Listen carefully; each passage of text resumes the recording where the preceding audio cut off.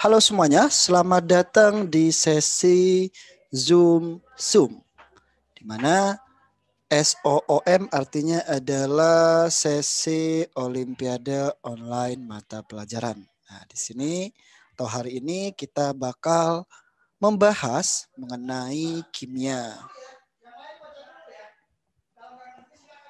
Oke, saya tampilkan soalnya. Soal yang bakal kita bahas di sesi kali ini adalah tentang asam basa.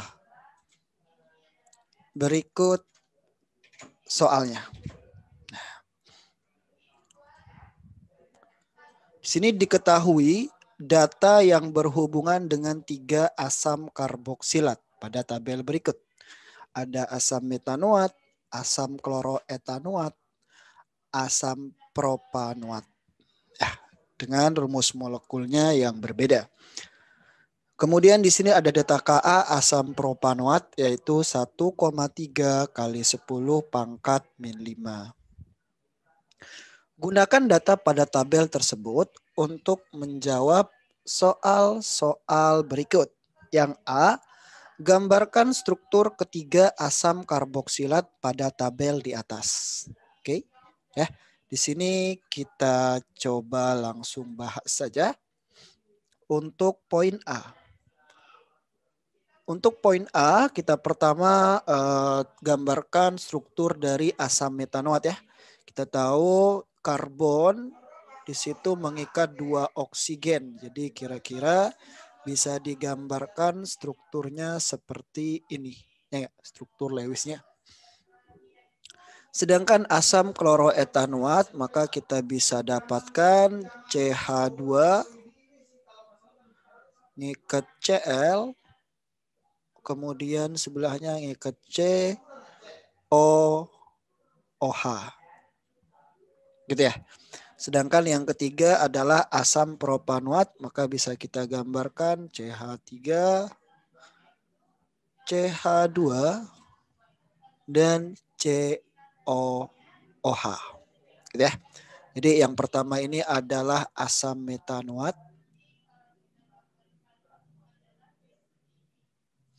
Yang kedua di sini adalah asam kloroetanoat.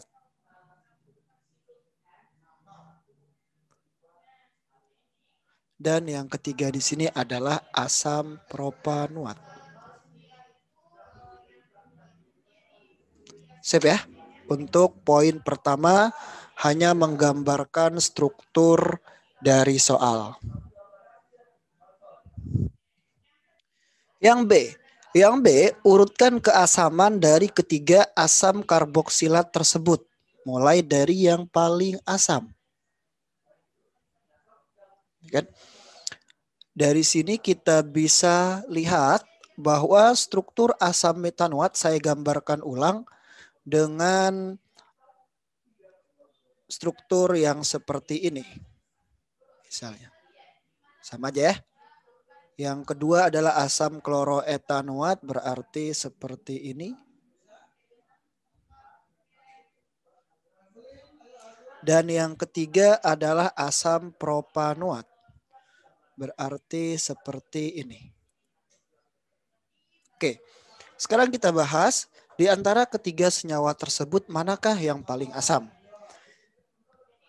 Kita bisa menjelaskan suatu senyawa asam atau basa di antaranya bisa menggunakan teori Arrhenius, mungkin bisa juga pakai Bronsted-Lowry ataupun Lewis gitu ya. Struktur ini bisa kita jelaskan dari struktur atau definisi Arrhenius, di mana Arrhenius menyatakan bahwa suatu senyawa dikatakan asam apabila dalam air dapat melepaskan ion H+. Ya, kalau kita lihat dari struktur di sini asam karboksilat, H+ yang akan lepas adalah H+ yang di sini. Ya enggak? Jadi ikatan ini putus, melepaskan H+ dan O- gitu ya. Sedangkan struktur ini di sini, ini di sini gitu ya. Nah, jadi dari 3 struktur ini kita bisa bandingkan mana atom hidrogen yang mudah lepas. Ya.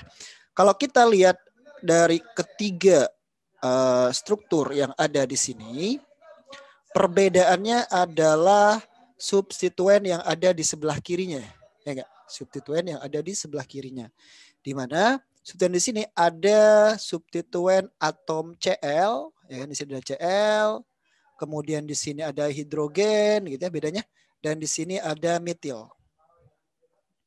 Kita lihat dari Cl. Cl adalah atom yang sifatnya elektronegatif, di mana Cl di sini cenderung menarik elektron. Jadi elektron dalam ikatan di sini cenderung tertarik ke Cl. Kalau cenderung tertarik ke Cl, artinya ikatan yang ada di sini nih, antara H, berarti dia sangat lemah. Ya enggak? Kalau sangat lemah, hidrogennya sangat mudah lepas. Kalau sangat mudah lepas hidrogennya, maka dia asam. Gitu ya.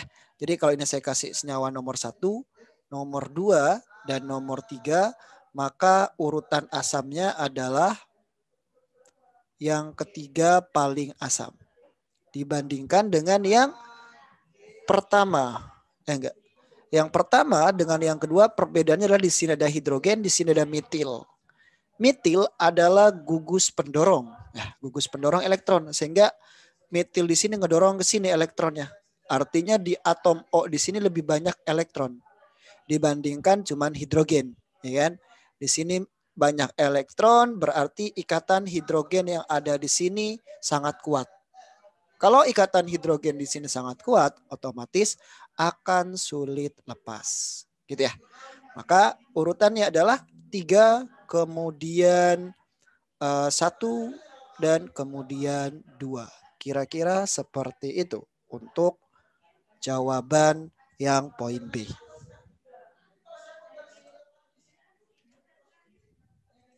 Kita lanjutkan ke poin yang C. Di sini poin yang C ditanyakan, tuliskan persamaan reaksi disosiasi asam kloroetanoat dan tuliskan ungkapan tetapan kesetimbangan disosiasi asam Ka untuk asam kloroetanoat tersebut.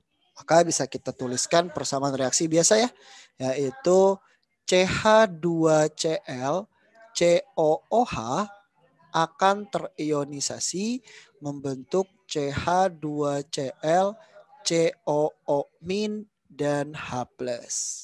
Sehingga bisa kita tuliskan atau ungkapan dari nilai Ka-nya yaitu konsentrasi produk itu konsentrasi CH2Cl COO- dikalikan konsentrasi H+ dibagi dengan konsentrasi reaktan yaitu CH2Cl COOH. Begitu ya untuk poin C. Kita lanjutkan ke untuk poin D. Poin D di sini dikatakan tentukan pH larutan asam propanoat dan larutan NaOH 0,05 molar. Oke. Untuk poin D kita tahu bahwa asam propanoat adalah asam lemah. Ya, asam lemah kita punya persamaan H+ sama dengan akar Ka kalikan konsentrasi asamnya. Di mana akar Ka-nya adalah 1,3 kali 10 pangkat min 5. Molaritas asamnya adalah 5 kali 10 pangkat min 2. Dari sini kita peroleh akar dari 1,3 kali 10 pangkat min 5 dikali dengan 5 kali 10 pangkat min 2 hasilnya adalah sekitar 8,06 kali 10 pangkat min 4. Berarti pH dari asam propanoat adalah min log dari konsentrasi H+, yaitu min log dari 8,06 kali 10 pangkat min 4. Berarti pH-nya adalah 4 min log 8,06. Gitu ya. Ini untuk pH dari asam propanoat. Yang kedua, di sini disuruh hitung juga pH dari NaOH. NaOH merupakan larutan yang bersifat basa kuat di mana reaksi ionisasinya menjadi Na+ dan OH-. Maka kalau kita punya NaOH dengan konsentrasi 5 kali 10 pangkat min 2 molar, artinya OH- yang diperoleh sebesar 5 kali 10 pangkat min 2 molar juga. Dari sinilah kita dapatkan nilai pOH yaitu min log dari konsentrasi OH-nya. Berarti min log dari 5 kali 10 pangkat min 2. Artinya kita dapatkan nilai pOH sama dengan 2 min log 5. Maka pH dari NaOH di sini adalah 14 kita kurangi dengan 2 min log 5 sama dengan, saya tulis di mana? Saya tulis di sini. Adalah 14 kurang 2, 12 plus log 5. Kurang lebih seperti itu untuk poin D.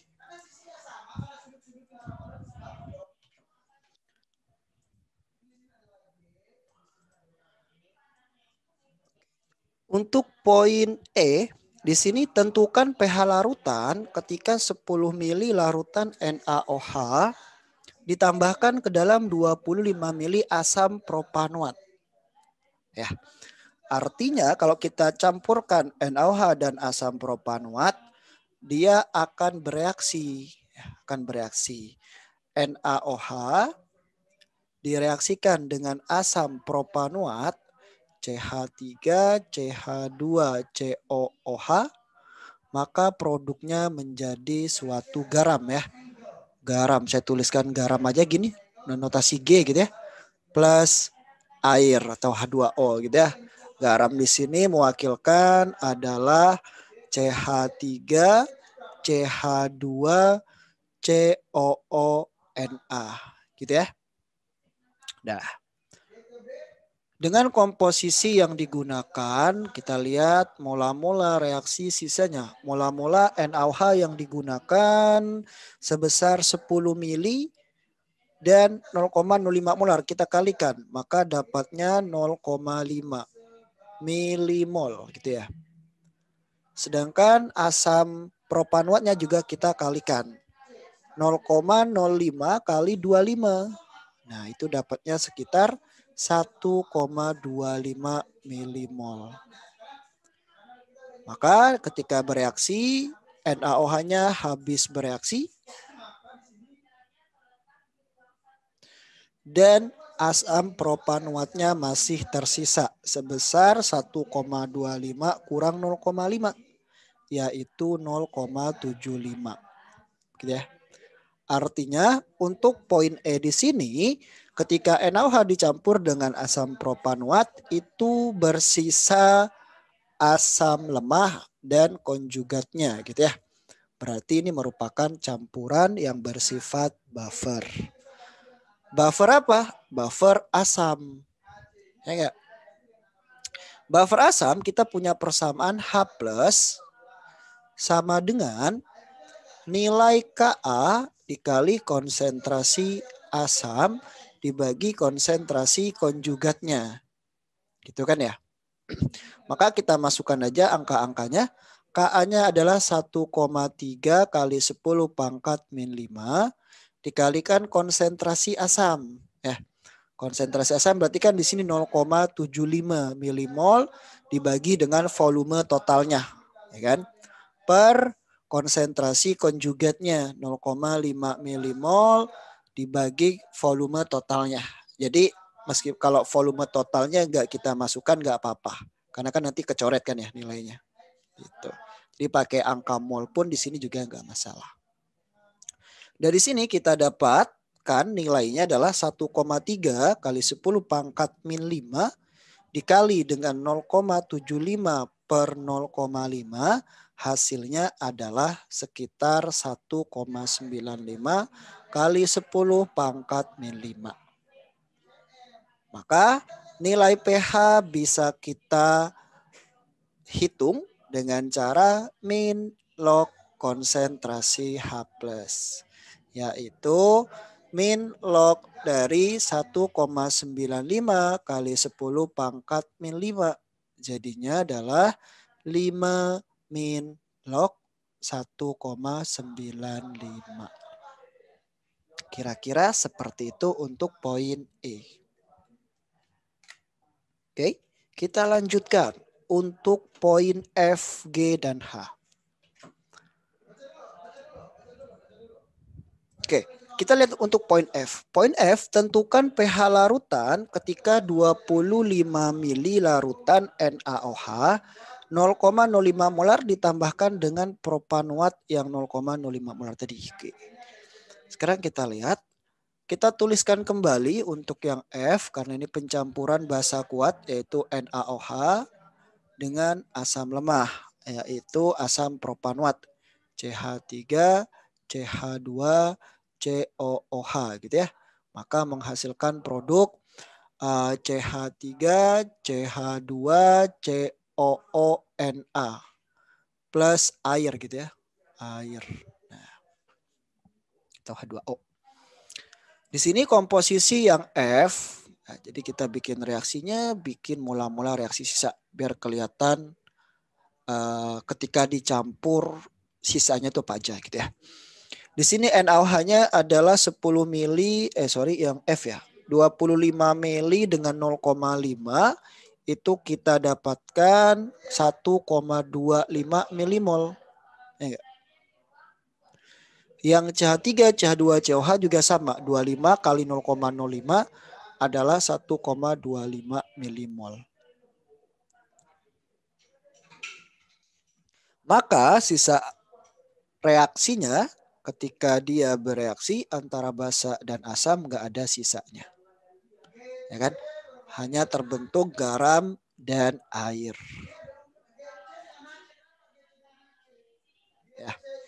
Maka nilai yang menentukan pH adalah nilai dari garam yang ada. Oke. Garam yang ada di sini adalah garam yang bersifat basa. Ya enggak? Di mana garam ini kan isinya ion CH3, CH2, COO- dan Na+. Ya kan? Di mana CH3, CH2, COO- ini bisa mengalami hidrolisis. Ya enggak? CH3, CH2, COO- di sini akan bereaksi dengan air atau mengalami hidrolisis menjadi CH3, CH2, COOH plus OH-. Nah, di sini kita peroleh suatu nilai yang bersifat basa. Ya, garam yang mengalami hidrolisis basa, kita punya persamaan yaitu OH- adalah akar dari Kw per Ka kali konsentrasi ion garam yang mengalami hidrolisis. Ya, di sini adalah ion garamnya CH3, CH2, COO-. Nah, tinggal kita masukkan aja nilainya. Nilainya adalah akar Kw itu 10 pangkat min 14. Ka-nya adalah 1,3 kali 10 pangkat min 5. Sedangkan CH3, CH2, COO-nya itu 1,25 milimol. Biar jadi konsentrasi kita bagikan volume. Volumenya adalah berapa di sini? Yaitu 25 dengan 25. 50 mili. Berarti dibagi 50 mili. Ya.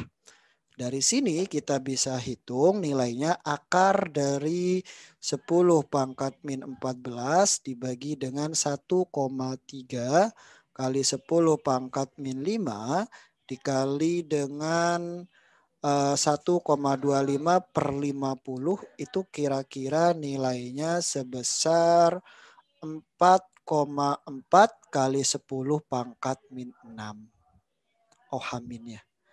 Dengan cara yang sama kita peroleh POH adalah negatif logaritma dari OH-, yaitu 4,4 kali 10 pangkat min 6.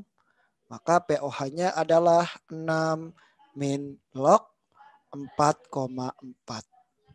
Sehingga kita dapatkan pH adalah 14 dikurang 6 min log 4,4. Berarti kita dapatkan 14 kurang 6 adalah 8 ditambah log 4,4. Kurang lebih seperti itu untuk poin F. Selanjutnya untuk poin G. Ya kan? Poin G di sini ditanyakan tentukan pH dari NaOH dan asam propanoat yang dicampurkan dengan komposisi yang berbeda lagi. Ya kan? Maka untuk poin G di situ saya tuliskan lagi reaksinya NaOH ditambah dengan asam propanoat,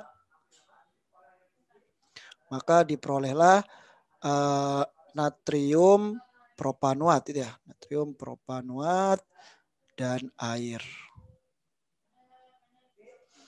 Di mana komposisi yang digunakan untuk poin G di sini sebesar NaOH-nya 40 mili dengan konsentrasi 0,05 molar, yaitu sekitar 2 milimol.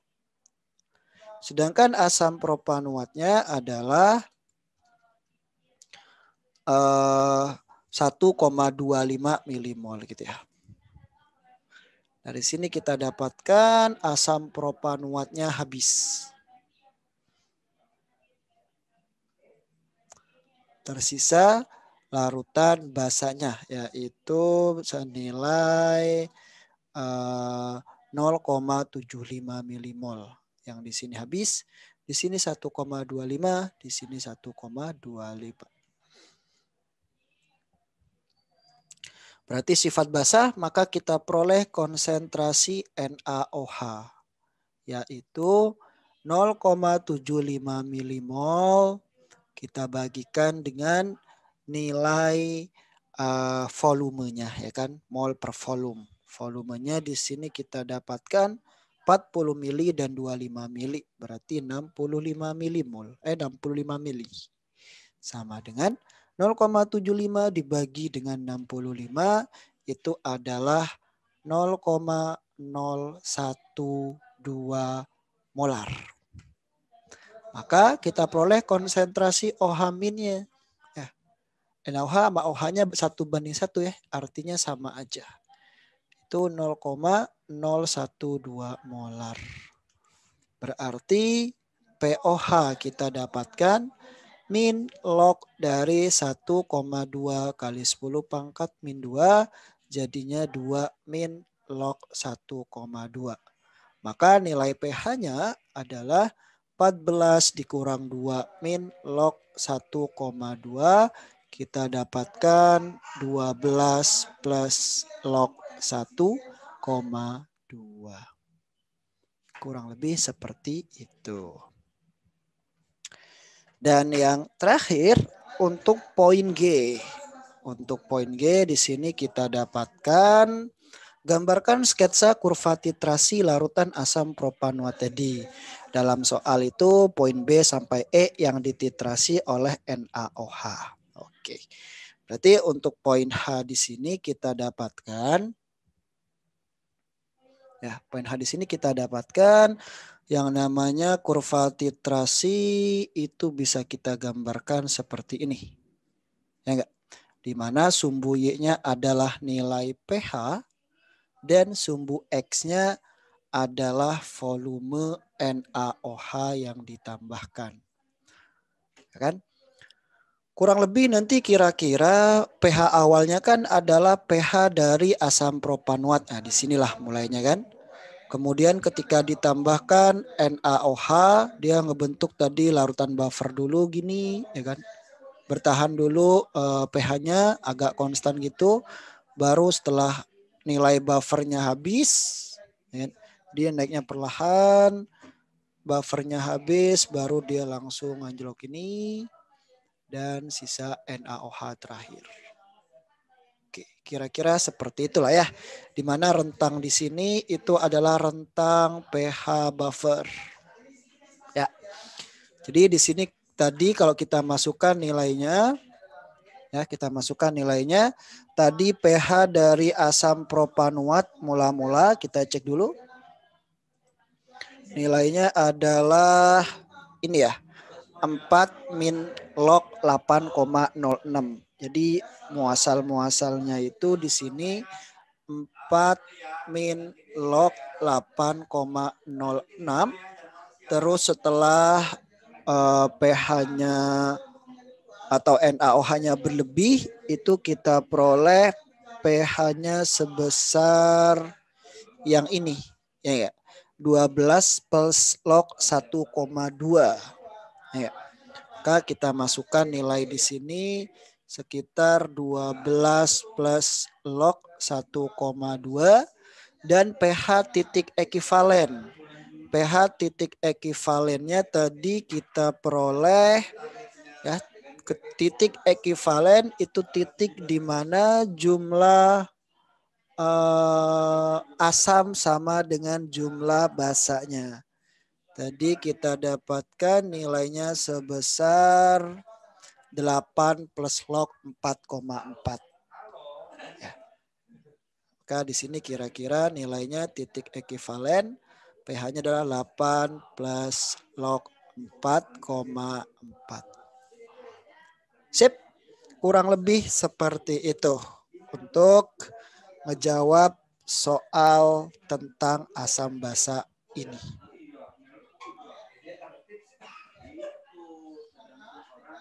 Sampai di sini mungkin ada yang ingin didiskusikan terlebih dahulu, tidak?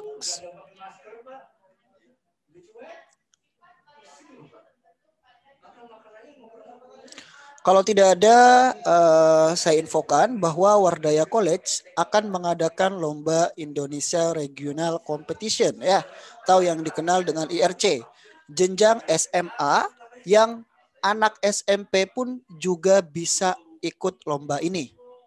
Untuk kategori yang akan dilaksanakan adalah studi matematika dan fisika. Ini akan dilakukan secara online dan lomba ini dibagi menjadi 3 tahapan, ya, seperti KSN yang diadakan pemerintah. Ya, tujuannya diadakan IRC adalah untuk mempersiapkan ke tingkat KSN nantinya. Ya, jadi ada tingkat kabupaten, ada tingkat provinsi, dan ada tingkat nasional yang nantinya dibagi menjadi 2 tahapan, dua wilayah, wilayah barat dan wilayah tengah dan timur. Jadi nanti tiap wilayah di sini menghasilkan juaranya masing-masing, juara 1, juara 2, dan juara 3. Lomba ini akan dilaksanakan di hari Minggu 21 Maret 2021. Tahun 2021 maksudnya. Kurang lebih seperti itu. Untuk mengikuti lomba ini bisa langsung diklik di kolom komentar, ya, yaitu di wardayaonline.com/IRC. Ditunggu kehadiran semua teman-teman, dan jika punya teman atau kerabat yang jago fisika, jago matematika, silahkan dan minta tolong untuk di-share dan dibagikan. Terima kasih, kurang lebih seperti ini, dan sampai di sini untuk sesi Zoom kali ini. Sampai jumpa di lain waktu.